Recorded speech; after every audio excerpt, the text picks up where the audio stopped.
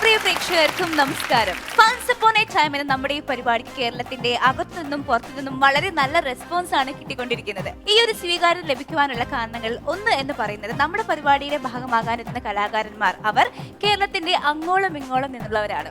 ഭാഷയുടെ, സംസ്കാരത്തിന്റെ, വിനിമയത്തിന്റെ സങ്കലനമാണ് once upon a time. Once upon a ടൈമിലെ ഇന്നത്തെ താര സാന്നിധ്യങ്ങളെ ഞാൻ സ്വാഗതം ചെയ്യുകയാണ്. Let me first welcome Ramesh Pisharody. Welcome Ramesh ഏട്ടാ. The very talented Vipin George. Vipin ചേട്ടാ സ്വാഗതം. ഇന്നത്തെ മത്സരാർത്ഥികളെ നമുക്ക് സ്വാഗതം ചെയ്യാം. We have Asif and Vineeth.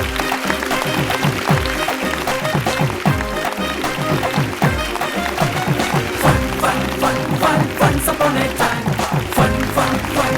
once upon a time. ഇവരാണ് ഇന്നത്തെ നമ്മുടെ മത്സരാർത്ഥി. This is Vineeth and this is Asif. നമസ്കാരം. വിനീതേട്ടനെ എനിക്ക് നന്നായിട്ട് അറിയാം. വിനീതേട്ടൻ നമ്പറിൽ ചെയ്തിട്ടില്ലേ? അഭിനയിച്ചിട്ടുണ്ട്. അത് നമ്മുടെ നമിതയൊക്കെ സ്റ്റേജിൽ ഡാൻസ് കളിക്കില്ലേ, ആ സമയത്ത് മറ്റേ കമ്മിറ്റിക്കാരനായിട്ടുള്ള വേഷമൊക്കെ ചെയ്തിട്ടുണ്ട്. ആണല്ലേ. അടുത്തതായി ഡോലാരെ. അതിന് തൊട്ടുമുമ്പുള്ള പുള്ളിയുടെ അടുത്ത് വന്ന് സംസാരിക്കണൊക്കെ വിനീതേട്ടനാണ്. നമ്മൊരു വലിയ അവസരമാണ് സാർ. നാഷികയാണ് എനിക്കൊരു വേഷം തന്നത്. അതിൽ ഭാഗമാകാൻ കഴിഞ്ഞത് വലിയ ഭാഗ്യമായിട്ട് തന്നെ കരുതുന്നു. എനിക്ക് ഇവന്റെ ജീൻസിലിട്ട കൊലിസ് ഇഷ്ടപ്പെട്ടു. എനിക്ക് ഷർട്ടാണ് ഇഷ്ടപ്പെട്ടത്. ഞാൻ അതിൽ ഏലം വെക്കുന്നു. ഷർട്ട് ഇടാനുള്ള ഭാഗ്യം എനിക്ക് ഇതുവരെ ഉണ്ടായിട്ടില്ല. കാരണം വെച്ചാൽ ഇപ്പോൾ ഓൺലൈൻ ക്ലാസ് എടുക്കുന്നുണ്ട്. അപ്പോൾ വീട്ടിലെ ആൾക്കാരാണ് പ്രിൻസിപ്പാളും ടീച്ചറും ഒക്കെ. അപ്പോൾ LKG പഠിക്കുന്ന ഒരു മോനുണ്ട്. അപ്പോൾ എൻ്റെ ഷർട്ട് എടുത്തിട്ട് ആങ്കറിൽ തൂക്കിയിട്ടാണ് പഠിപ്പിക്കുന്നത്. ബ്ലാക്ക്, ഗ്രീൻ, യെല്ലോ, ബ്ലൂ അങ്ങനെ ക്ലാസ് എടുത്തോണ്ടിരിക്കുന്നത്. ഇപ്പം ഞാൻ പെട്ടെന്ന് അടിച്ചു മാറ്റി ഇങ്ങോട്ടേ. വേറെ സംഭവമില്ല ചേട്ടാ, തുടക്കം മുതൽ ഇപ്പൊ പോലും നമുക്ക് സുലഭമായിട്ട് കിട്ടുന്ന പോപ്പിൻസ് എന്ന് പറയുന്ന എല്ലാ കളറും ഉണ്ട്. ഇന്ന് വരെ 2 രൂപ ഇപ്പോഴുള്ളൂ ആ മിഠായി കിട്ടി കഴിഞ്ഞാല്. എങ്ങനെയാണ് ആസിഫ് ഇത്തവണ തകർക്കുവോ?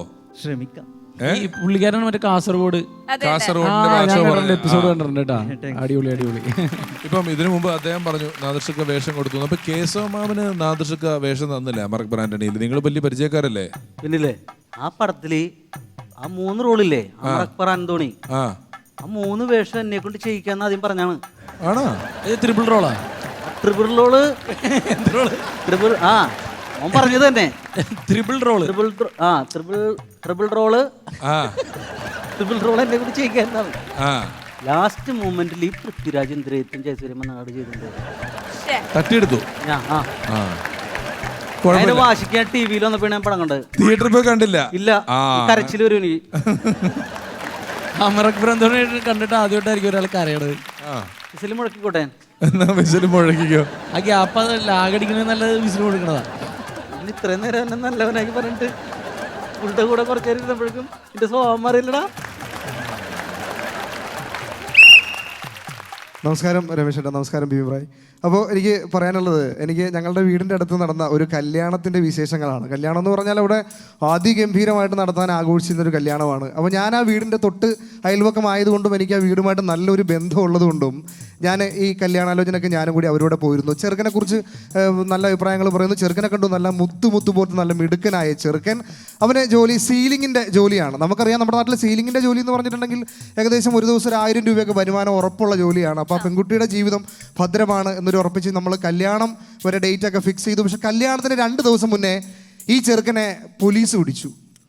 ആ ജോലി സ്ഥലത്ത് നിന്ന് പോലീസ് പിടിച്ചുകൊണ്ട് പോവാണ്. അപ്പം നമുക്ക് സംശയം തോന്നി. ഞങ്ങൾ SI യോട് ചെന്ന് ചോദിച്ചു എന്താണ് പ്രശ്നം, ഇങ്ങനെ അവൻ്റെ ജോലി സ്ഥലത്ത് നിന്ന് പോയിക്കേണ്ട ഇത്ര മാന്യമായിട്ടുള്ള സീലിംഗ് എന്ന് പറഞ്ഞ ജോലിയല്ലേ ചെയ്യണേ, അതിനെന്താ അത് പോലീസ് പിടിക്കേണ്ട കാര്യം? പുള്ളി പറഞ്ഞു നിങ്ങൾ ഉദ്ദേശിക്കുന്ന സീലിംഗ് അല്ല, ഈ വ്യാജമതി ഉണ്ടാക്കി കുപ്പിയുടെ മേളിൽ സീൽ ചെയ്ത് കൊടുക്കുന്ന പരിപാടിയാണ് ഇത്. അതിൻ്റെ കൂടെ നിൽക്കുന്ന ചെറുക്കനാണ് ഇത്. അങ്ങനെ ഈ പെൺകുട്ടിക്ക് ഭയങ്കര സങ്കടമായി. കാരണം ഇവർ തമ്മിൽ ഒരുപാട് ഇഷ്ടത്തിലൊക്കെ ആയല്ലോ. അങ്ങനെ ഭയങ്കര വിഷമമായപ്പോൾ ഒരു അമ്മാവനുണ്ട് രമേശ് ഏട്ടാ.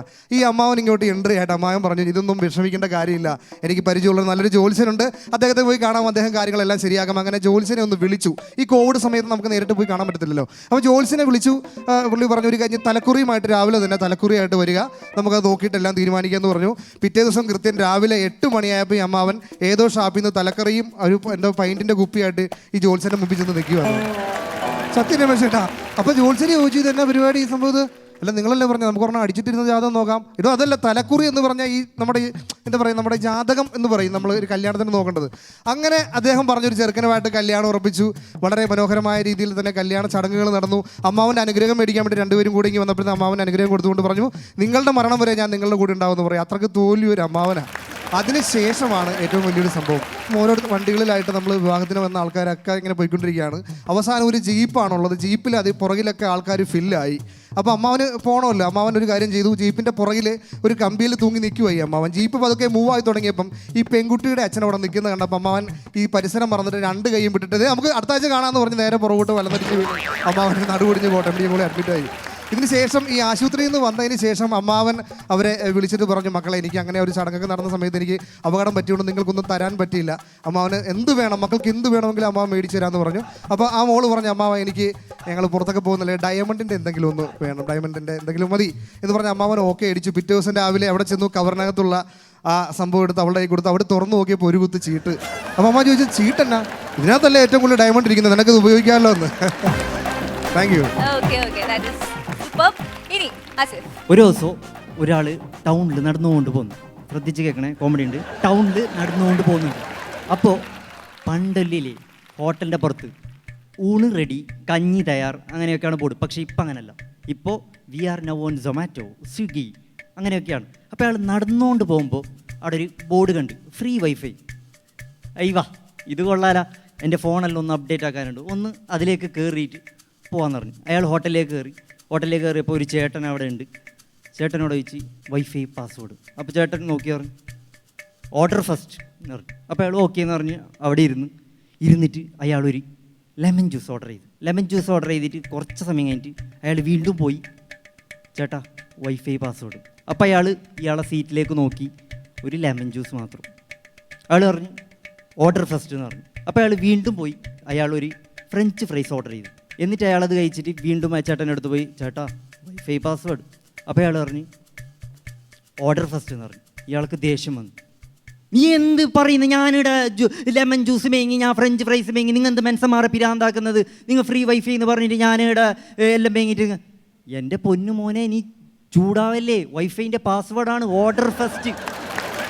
ഒരു ദിവസം ഒരു അച്ഛനും അമ്മയും മോനും പോകുന്നുണ്ട്. പോയിട്ട് അവർ ഹോട്ടലിലേക്കാണ് പോകുന്നത്. എന്നിട്ട് അവർ ഹോട്ടലിലേക്ക് പോയിട്ട് അവരവിടെ ടേബിളിൽ ഇരുന്നപ്പോൾ അപ്പുറത്തെ ടേബിളിൽ വേറൊരാൾ ഇരുന്നിട്ടുണ്ട്. അപ്പോൾ ഈ മോൻക്ക് നല്ല പരിചയം, എടോ കണ്ട പോലെ ഉണ്ട് ഈ ചങ്ങായിമാറല്ലോ. അപ്പോൾ ഈ മോന് അച്ഛനോട് ഇട്ടു അച്ഛാ അയാളെ നമുക്ക് കണ്ട പോലെ ഉണ്ടല്ലോ എവിടെയോ. അപ്പോൾ അച്ഛൻ നോക്കിയിട്ട് പറഞ്ഞു ഏയ് ഇല്ല ബന്ധുക്കളാ മറ്റേ അല്ല. അമ്മേനോട് ചോദിച്ചു അമ്മ ആ ചേട്ടനെ എടോ കണ്ട പരിചയോ ഓനെ ഇതുണ്ടാവുന്നു. അപ്പോൾ അമ്മ പറഞ്ഞു ഇല്ല. അപ്പോൾ എന്നാൽ നമുക്ക് സംശയം തീർക്കണമല്ലോ, ഞങ്ങൾക്ക് രണ്ടാൾക്ക് പരിചയമില്ലാത്ത ഒരാളെ നിങ്ങൾക്ക് എങ്ങനെ അറിയുന്നത്, ബാ പോ അവൻ്റെ അടുത്ത് പോയിട്ട് ചേട്ടാ നിങ്ങൾക്ക് ഞങ്ങളെ പരിചയം ഉണ്ടാവുമെന്ന് ചോദിച്ചു. ചേട്ടൻ പറഞ്ഞു ഇല്ല എന്ന് പറഞ്ഞു. ഞാൻ പറഞ്ഞു ഓക്കെ സോറി ചേട്ടാ എന്ന് പറഞ്ഞ് ഡൗട്ട് ക്ലിയർ ആയല്ലോ. പോകുമ്പോൾ മോനൊന്നും കൂടി ചോദിച്ച് അല്ല ചേട്ടൻ എന്ത് ജോലി ചെയ്യുന്ന പണി എന്ത്? ഞാൻ ബീവറേജിലെ കാഷ്യർ ശുഭം. അപ്പോൾ അങ്ങനെ അമ്മാവൻ വീണ്ടും ഇത്രയും പ്രശ്നങ്ങളൊക്കെ ഉണ്ടായതിന് ശേഷവും ഈ വീട്ടിലേക്ക് തിരിച്ചു വന്നു. അമ്മാവനല്ലേ നമുക്ക് ഇറക്കി വിടാനൊന്നും പറ്റത്തില്ലല്ലോ. അപ്പോൾ ഈ അമ്മാവൻ വന്നിട്ട് ഈ പറഞ്ഞ പോലെ നിങ്ങൾ എൻ്റെ വീട്ടിലേക്കൊക്കെ വരണം, നിങ്ങൾ ഇവിടെ നിന്നാൽ പോരാ, നമുക്ക് എന്തായാലും ആഘോഷമാക്കണം. കാരണം ഒരു കുഞ്ഞ് ജനിച്ചു അവർക്ക്. അപ്പോൾ കുഞ്ഞിൻ്റെ പേരിടൽ കർമ്മം നടന്നുകൊണ്ടിരിക്കുകയാണ്. അപ്പോൾ കുഞ്ഞിനെ മടിയിലിരുത്തി ഈ അച്ഛൻ പേരിട്ടുകൊണ്ടിരിക്കുമ്പോൾ അമ്മാവൻ ഈ ചില അമ്മാവന്മാരുണ്ടല്ലോ ആവശ്യമില്ലാത്ത കമൻറ്റുകൾ പറയുന്ന ചില ആൾക്കാരുണ്ട്. ഈ പുള്ളി വെറുതെ പറഞ്ഞതാണ്, ഇത് കറക്റ്റ് കുട്ടിക്കൂറ പോലെ ഇരിക്കും. ആ മടിയിലിരിക്കുന്നത് കുട്ടി, ആ കുട്ടിയെ എടുത്ത് വെച്ചേക്കുന്ന ആൾ കൂറ, ഇയാൾക്ക് ഇഷ്ടപ്പെടുവോ? അങ്ങനെ ഇവർ ഒരു പോട്ടിയായി. അതിനുശേഷം ഇവർ ചടങ്ങുകളും കാര്യങ്ങളൊക്കെ ആയിട്ട് പിന്നെ അത്യാവശ്യം ഈ മദ്യപാന സഭ അവിടെ ഉണ്ടായി. ആ സമയത്ത് 2 എണ്ണമൊക്കെ അടിച്ചിട്ട് അമ്മാവൻ വെളിയിൽ ഒരു കല്ലിൻ്റെ പുറത്തിരിക്കുക, മാസ്ക് ഒന്നും വെച്ചിട്ടില്ല. പോലീസിൻ്റെ ജീപ്പ് പാഞ്ഞു വരുന്നത് കണ്ടപ്പോൾ ഈ കൂടെ ഇരിക്കുന്ന ആൾ പറഞ്ഞു നമുക്ക് അങ്ങനെയാണെങ്കിൽ നമുക്ക് അങ്ങോട്ട് പോവാം. അപ്പോൾ മാമൻ പറഞ്ഞു പേടിക്കേണ്ട കാര്യമൊന്നുമില്ല, പോലീസ് വന്ന വിഷയമൊന്നുമില്ല. 2 പോലീസുകാർ ഇറങ്ങി അമ്മാവനോട് ചോദിച്ചു എന്താ ചെയ്യുന്നത്? ഞങ്ങളിവിടെ ചടങ്ങിന് വന്നാൽ കഴിച്ചിട്ടുണ്ടോ സാറേ? 2 കഴിച്ചിട്ടുണ്ട്. ഓക്കെ, ഈ സമയത്ത് ഇങ്ങനെ ഇരിക്കാൻ പാടില്ലെന്ന് അറിയില്ല. നിങ്ങളുടെ ID കാർഡ് ഉണ്ടോ? ID കാർഡ് ഉണ്ട്. എന്നാൽ ID കാർഡിങ് തന്നെ. പോലീസ് ID കാർഡ് എടുത്ത് നോക്കിയിട്ട് പറഞ്ഞു നിങ്ങൾ അച്ഛൻ്റെ പേരെന്താ? അപ്പോൾ അമ്മാവൻ പറഞ്ഞു അച്ഛൻ്റെ പേര് പ്രകാശൻ. അപ്പോൾ ഇതിനകത്ത് എഴുതിയേക്കുന്നത് വിജയൻ എന്നാണല്ലോ. അതിന് വ്യത്യാസം വന്നേ. പെട്ടെന്ന് അമ്മാവന് കിളി പോയിട്ട് അമ്മാവൻ ഒരു കാരണം ഉണ്ടാക്കി പറഞ്ഞത് ആദ്യത്തെ അച്ഛൻ ഈ ശരിക്കുള്ള ഒറിജിനൽ അച്ഛൻ അമ്മയെ ഉപേക്ഷിച്ച് പോയി 2ാമതൊന്നും അച്ഛൻ്റെ പേരാണ് ഞാൻ ആദ്യം ഓർത്ത് പറഞ്ഞതെന്ന് ഒന്ന് ആലോചിച്ച് നോക്കി. ഈ അമ്മാവൻ ഇതുപോലെ തന്നെ എനിക്ക് പോലീസുകാർ പോവുകയും ചെയ്തു. നമ്മുടെ തൃശ്ശൂർ പാലക്കാട് നിന്ന് കുറച്ച് പേര്, ഹരിപ്പാടിനടുത്താണ് ഈ കഥ കിടക്കുന്നത്. തൃശ്ശൂർ പാലക്കാട് ഭാഗത്ത് നിന്ന് കുറച്ച് പേര് കാറിൽ ഇങ്ങോട്ട് വന്നിട്ട് ചോദിച്ചു, ചേട്ടാ ഹരിപ്പാട് അമ്പലത്തിൽ എത്ര മൈലുണ്ട്? ഉടനെ അമ്മാവൻ പറയാം 3 മൈൽ, 2 ചാത്ത് പോയി പറഞ്ഞാൽ അവിടെ കാണും, പോയി നോക്കിക്കൊന്നു. ഒന്ന് ആലോചിച്ച് നോക്കി. ഇപ്പോൾ കോവിഡ് കേസിനേക്കാളും കൂടുതൽ ഫുഡ് ബ്ലോഗേഴ്സാണ്. അപ്പോൾ പണ്ടല്ലോ നമുക്ക് ഹോട്ടലിൽ പൈസ ഇല്ലെങ്കിൽ ഹോട്ടലിലേക്ക് പോകാൻ ഭയങ്കര പേടിയാണ്. ഇപ്പം അങ്ങനെയല്ല, നമുക്കൊരു മൊബൈലും യൂട്യൂബ് ചാനലുണ്ടെങ്കിൽ ഹോട്ടലിലേക്ക് ധൈര്യമായിട്ട് പോകാം. ഒരു ദിവസം ഞാൻ ഭയങ്കര വിശന്നിരിക്കുന്ന സമയമായിരുന്നു. അപ്പോൾ എൻ്റെ പൈസ ഒന്നുമില്ല. അപ്പോൾ എനിക്ക് വിശക്കുന്നുണ്ട് നന്നായിട്ട്. ഞാൻ എന്താ ചെയ്ത് ഒന്നും നോക്കിയില്ല, നേരെ ഹോട്ടലിലേക്ക് കയറി. ഹോട്ടലിൻ്റെ അടുക്കളയിൽ കയറിയിട്ട് അവിടുന്ന് ചട്ടിന്ന് ഒരു ചിക്കൻ്റെ പീസ് എടുത്തിട്ട് അപ്പം തന്നെ ഞാൻ ഫോൺ എടുത്തിട്ട്, ഹലോ ഗൈസ്, ഞാനിപ്പോൾ ഉള്ളത് ആമുവിൻ്റെ ചായക്കടയിലാണ്. എൻ്റെ ഒന്നാമത്തെ കഴിഞ്ഞ എപ്പിസോഡ് നിങ്ങൾക്ക് ഇഷ്ടമായിരിക്കുന്നു. ഇപ്പോൾ ഞാൻ എടുത്തിരിക്കുന്നത് ചിക്കൻ പൊട്ടിത്തെറിച്ചതാണ്. ആമുവിൻ്റെ പല സ്പെഷ്യൽ ഐറ്റം ഇപ്പോൾ നിങ്ങൾക്ക് ഇവിടുന്ന് കാണാൻ പറ്റും. ഇനി ചിക്കൻ ചീറിപ്പാഞ്ഞതുണ്ട്, ചിക്കൻ അന്തം വിട്ടതുണ്ട്, ചിക്കൻ കയ്യിന്ന് പോയതുണ്ട്. അങ്ങനെ ആമുവിൻ്റെ ഫുള്ള് സ്പെഷ്യൽ സാധനം തന്നെ മോനെ ഇവിടെ ഒന്നും നോക്കാനില്ലെന്ന് പറഞ്ഞിട്ട് ഫുഡും അടിച്ചിട്ട് വേറെ നിറച്ചിട്ട് ഞാൻ നൈസായിട്ട് ഇറങ്ങിപ്പോയി. ഇപ്പോൾ അന്യസംസ്ഥാന തൊഴിലാളികളാണ്, എവിടെ പോയാലും അന്യസംസ്ഥാന തൊഴിലാളികളാണ്. അപ്പോൾ ഞങ്ങളുടെ നാട്ടിലൊരു ഫേമസ് ഹോട്ടലുണ്ട്. അവിടെ 5 വർഷം മുമ്പ് വന്ന ഒരു ബംഗാളി അസ്ലം ഭായ്, ഇപ്പോൾ അയാൾ ഇറ്റാലിയൻ ഷെഫാണ് ആ ഹോട്ടലിൽ. അപ്പോൾ സംഭവം എന്ന് വെച്ചാൽ എനിക്കൊരു ദിവസം ഭയങ്കര വേറെ എന്ന് പറഞ്ഞാലുണ്ടല്ലോ മോനെ സഹിക്കാൻ പറ്റുന്നില്ല. അങ്ങനത്തെ വേറെ നമ്പലോ. ഞാൻ എന്താക്കി, ഹോസ്പിറ്റലിലേക്ക് പോയി. രാത്രി തന്നെ ഹോസ്പിറ്റലിലേക്ക് പോയിട്ട് ഞാൻ പാടൊരു നർസ് ഉണ്ടായി. ഓളെ കണ്ടിട്ട് ഓളോട് പറഞ്ഞു, ഡോക്ടർ ഏതെങ്കിലും ഉണ്ടോ, വേറെ വേദനയാ മോനേന്ന് പറഞ്ഞു. അപ്പോൾ ഡോക്ടർ ഞാൻ ഓക്കെ പെട്ടെന്ന് കേൾക്കാന്ന് പറഞ്ഞിട്ട് ഡോക്ടർ കണ്ടപ്പോൾ ഡോക്ടർ എന്നോട്, എന്ത് പറ്റി ചേട്ടാ, വേറെ വേദനയാണോ? എൻ്റെ 1 മിനിറ്റിൽ എൻ്റെ വേറെ വേദന പോയി. കാരണം എനിക്കറിയാം 5 വർഷം മുമ്പ് ക്ലീനിങ്ങിന് വന്ന അസ്ലം ഭായി ഇന്നടുത്ത ഇറ്റാലിയൻ ഷെഫാണ്. ഇനി ഇയാൾ ഈ ഹോസ്പിറ്റലിൽ വല്ല ട്രോളി ഉണ്ടാനാ, സ്ട്രക്ചർ ഉണ്ടാനാ, മറ്റേ വന്ന വല്ല ബംഗാളിനെ പിടിച്ചിട്ടാണ് ഇവിടെ ഡോക്ടറാക്കിയത്. അങ്ങനെ രണ്ടുപേരുടെയും പെർഫോമൻസ് ഇവിടെ കംപ്ലീറ്റ് ആയിരിക്കുകയാണ്. ഇനി ഇതെങ്ങനെയിരുന്നു എന്നുള്ളതൊക്കെ നമുക്ക് ജഡ്ജസിനോട് ചോദിക്കാം. രമേശ് ചേട്ടാ, വിപിൻ ചേട്ടാ, രണ്ടുപേരുടെയും മുൻപുള്ള പെർഫോമൻസുകൾ ഞാൻ കണ്ടിട്ടുണ്ട്. ആസിഫ് മിടുക്കനാണ്, വിനീതും മിടുക്കനാണ്. പക്ഷേ പലപ്പോഴും ഞങ്ങളൊക്കെ ടി വിയിൽ പരിപാടി ചെയ്യുമ്പോൾ അല്ലെങ്കിൽ സ്റ്റേജിൽ പരിപാടി ചെയ്യുമ്പോഴെല്ലാം വലിയ പാടാണ് ഹാസ്യം ചെയ്യാൻ. അത് ഹാസ്യം ചെയ്ത എല്ലാവരും എല്ലാ കാലത്തും പറയാറുണ്ട്, ഹാസ്യം ചെയ്യുക എന്ന് പറയുന്നത് വലിയ പാടാണ്. നമ്മൾ 1 മണിക്കൂറിൻ്റെ എപ്പിസോഡ്, അങ്ങനത്തെ 400 എപ്പിസോഡ്, അരമണിക്കൂറിൻ്റെ എപ്പിസോഡ്, അങ്ങനത്തെ 600 എപ്പിസോഡ് എല്ലാ ആഴ്ചയും ഒരു മിനിമം ലെവൽ നമ്മൾ കീപ്പ് ചെയ്യണം എന്നൊക്കെ പറയുന്ന അവസ്ഥയിൽ ചെയ്യുമ്പോഴാണ് ഒരു ആർട്ടിസ്റ്റ് ഉണ്ടാവുന്നത്. അല്ലാതെ ഇപ്പം ഈ ഇൻ്റർനെറ്റ് ഉള്ളത് കൊണ്ടും വൈറലാകുന്ന പരിപാടികളുള്ളത് കൊണ്ട് ഒരാളുടെ ഒരു 10 മിനിറ്റിൻ്റെ പെർഫോമൻസ് വൈറലായാൽ മതി അയാൾ ലോക പ്രശസ്തനാവാൻ. പക്ഷേ ആ പ്രശസ്തി നിലനിർത്തിക്കൊണ്ട് പോവുക, അതൊരു 5 വർഷം, 6 വർഷം, 10 വർഷം, 20 വർഷം എന്ന് പറഞ്ഞ് നിൽക്കുന്ന അവസ്ഥയിലോട്ട് എത്തണമെങ്കിൽ നമ്മളുടെ ഇൻപുട്ട് വളരെ കൂടുതലായിരിക്കണം. രണ്ടുപേരും ഹൈ ടാലൻറ്റഡ് ആണ്. ഇപ്പം നിങ്ങളുടെ ഭാഷയാണ് നിങ്ങളുടെ ഏറ്റവും വലിയ ഇത്. ശരിക്കും പറഞ്ഞാൽ കാസർഗോഡ് ഈ കോസ്റ്റ്യൂമിന്റെ കാര്യം പറഞ്ഞില്ലേ ചേട്ടാ, കാസർഗോഡാണല്ലോ ലോകത്തിലെ ആദ്യത്തെ ഫാഷൻ ഇറങ്ങുന്നത്, അതിൻ്റെയാണ് ഇത്. പിന്നെ വിനീതേട്ടനെ അറിയാം, വിനീതേട്ടൻ ഇത് മാത്രമല്ല ഒരുപാട് കഴിവുള്ള കലാകാരനാണ്. ഇപ്പൊ സീരിയലൊക്കെ ചെയ്യുന്നില്ലേ? ഉണ്ട്. അപ്പോൾ അല്ല, ഞാനതാ ഇത് എന്താ വെച്ചാൽ ഇതിനെ ഇപ്പം ബിബിൻ പറഞ്ഞ വാക്കുണ്ടല്ലോ ജഡ്ജ്മെന്റ് എന്ന് പറഞ്ഞത്, അതല്ല. ഞാൻ ഒരിക്കലും ഞാൻ ഇതുവരെ ഗസ്റ്റായിട്ട് പോയ പരിപാടികൾ പോലും മിമിക്രി പരിപാടിക്കൊന്നും ഞാൻ ജഡ്ജ് ചെയ്യാൻ പോവില്ല. കാരണം നമ്മൾ അതിനുള്ള ആളല്ല, നമ്മൾ ഈ പണി ചെയ്യുന്നവരാണ്. നാളെ നമ്മൾ ചെയ്യുന്ന തമാശയും മോശമാകുമ്പോൾ പ്രേക്ഷകൻ പറയോ അവിടെ ഇരുന്ന് വലിയ അർത്ഥത്തിൽ പറയുന്ന കണ്ടല്ലോ, ഇവൻ്റെ മറ്റേ തമാശ ചീറ്റിപ്പോലും ആൾക്കാർ നമ്മളോട് പറയും, നമ്മളിത് കേൾക്കുന്നതുമാണ് കേട്ടോ. ഇതൊരു ജഡ്ജ്മെൻറ്റേ അല്ല, നമ്മുടെ ഒരു ഡിസ്കഷനാണ്. നമ്മൾ ഡിസ്കസ് ചെയ്യണം എങ്ങനെയാണ് ഇത് ഡെവലപ്പ് ചെയ്യാൻ പറ്റുന്നത്, എന്തായിരുന്നു ഇന്നത്തെ പോരായ്മ, അതല്ലെങ്കിൽ നമുക്ക് നാളെ പറയാം. അത് ഇപ്പം ഞാനും ധർമ്മനും ചെയ്യുമ്പോൾ ധർമ്മം പറയും എന്നോട്, ഞാൻ അവനോട് പറയും. ഞങ്ങൾ രണ്ടും കൂടെ ഇല്ലെങ്കിൽ ഇവൻ എന്നോട് പറയും. നമുക്ക് കുറച്ച് കൂട്ടുകാരുണ്ട്, കണ്ണും പൂട്ടി ചീത്ത വിളിക്കുന്ന ആൾക്കാരുണ്ട്. ആദ്യം അവിടെ കൊണ്ട് പറയുമ്പോൾ തന്നെ ഇവർ നല്ലതാണോ ചീത്തയാണോ നമുക്ക് പറഞ്ഞു തരും. നിങ്ങൾക്കും ഉണ്ടാകും. അപ്പം കുറച്ചും കൂടെ ഒരു ഇൻപുട്ട് അതിനകത്ത് നമ്മൾ ചെയ്താൽ വളരെ നന്നാകാൻ സാധ്യതയുള്ളവരാണ് നിങ്ങളെന്നുള്ളത് കൊണ്ടാണ് ഇതെടുത്ത് പറഞ്ഞത്. വേറൊരു കാര്യം കൂടി പറയാം. എൻ്റെ കയ്യിലും കുറേ കഥകളുണ്ട്. എൻ്റെ കൂട്ടുകാരുടെ ഇടയിൽ പറഞ്ഞ് ചിരിക്കുന്ന ഒരുപാട് കഥകളുണ്ട്. ഞാൻ എന്തുകൊണ്ടത് പറഞ്ഞില്ല എന്ന് വെച്ച് കഴിഞ്ഞാൽ അത് പറഞ്ഞാൽ ഏക്കാൻ സാധ്യതയില്ല എന്നുള്ള ബോധം എനിക്കുണ്ട്. ഞാൻ പറഞ്ഞ മനസ്സിലായ അത് ചിലപ്പോഴേ ഏക്കുള്ളൂ എന്നുള്ള അപ്പൊ കൺഫേം ചിരിപ്പിക്കുന്ന സാധനം മാത്രമേ ഞാൻ അവതരിപ്പിക്കാൻ പാടുള്ളൂ എന്നുള്ളതുകൊണ്ടാണ് ഈ നിമിഷം വരെ ഞാൻ ഒരു കഥ പറയാത്. അതെ, അത് മാത്രല്ല 9 പുതിയ തമാശ പറഞ്ഞിട്ട് 10ാമത് ഒരു പഴയ തമാശ പറഞ്ഞാൽ ഇത് തന്നെ എപ്പോഴും പറഞ്ഞോണ്ടിരിക്കുന്നതെന്ന് പറയും. ഏറ്റവും വലിയ റിസ്ക് ഇതല്ലേ ഏട്ടാ, ഈ മരണക്കിണർ ഓടിക്കലൊന്നും ഇല്ലല്ലോ, തമാശ പറയുന്നതിലാണ് ഈ വലിയ റിസ്കാ. അത് ഞൊടിയടിയിൽ ആൾക്കാർ റിയാക്ട് ചെയ്യും. വലിയ ഒരു ടാസ്ക്കാണ്. നിങ്ങൾ നിൽക്കുന്നത് അതിലാണെന്നുള്ള ബോധ്യം ഞങ്ങൾക്കുണ്ട്. പ്രത്യേകിച്ച് ഈ ലോകത്ത് ആരിതിനെ കുറ്റം പറഞ്ഞാലും കംപ്ലൈൻറ്റ് പറഞ്ഞാലും ഞാനും ഇവരൊന്നും ഒരിക്കലും കംപ്ലൈൻ്റ് ആയിട്ടോ ജഡ്ജ്മെൻ്റലായിട്ടോ സംസാരിക്കില്ല. ഈ പണി നല്ലോണം എടുത്ത് പൊട്ടിയതും തെറിച്ചതും അനുഭവിച്ചതും ഒക്കെ ആയിട്ടുള്ള ആളുകൾ തന്നെയാണ് നമ്മൾ. അതുകൊണ്ടുള്ള സ്നേഹം കൊണ്ട് പറഞ്ഞു എന്നുള്ളതേ ഉള്ളൂ. Best of luck next time. ആരാണ് ഫസ്റ്റ് പ്ലേസ്, സെക്കൻഡ് പ്ലേസ് എന്നുള്ളതൊക്കെ രമേശേട്ടൻ പറയൂ. ഇത്തവണ രണ്ടുപേരുടെയും പ്രകടനം ഒരുപോലെ തന്നെയാണ് എനിക്ക് തോന്നിയത്. രണ്ടുപേരും തുല്യരാണ്. ഒന്നാമനാണെങ്കിൽ രണ്ടുപേരും ഒന്നാമൻ, രണ്ടാമനാണെങ്കിൽ രണ്ടുപേരും രണ്ടാമൻ. Okay okay. അപ്പൊ പ്രാവശ്യത്തെ സമ്മാനം ഷെയർ ചെയ്യുവാണ്. അപ്പോൾ ഇത് ഇവർക്ക് ഹാൻഡ് ഓവർ ചെയ്യാനായിട്ട് ഞാൻ രമേശേട്ടനെ വിനിചേട്ടനെ വിളിക്കുന്നു. പ്ലീസ്.